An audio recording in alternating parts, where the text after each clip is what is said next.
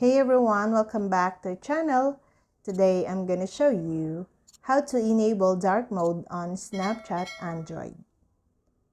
Dark mode has come up as a popular feature across various apps, providing users with a more comfortable viewing experience, mostly in low-light environments. Snapchat has also embraced this trend, allowing you to switch the app's appearance to dark mode. While earlier, this ability was confined to iPhone users only, now even Android users can enjoy the dark mode from within the app itself. In this video, I will guide you how to use dark mode.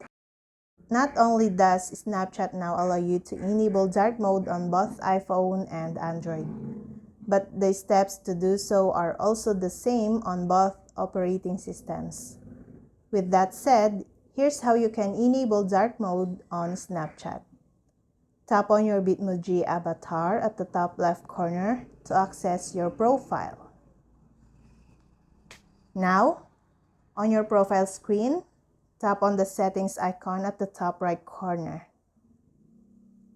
Scroll down and select App Appearance under the My Account section. Here, choose the Always Dark Mode option to enable dark mode in Snapchat. In the pop-up box, tap on Restart Now to make changes.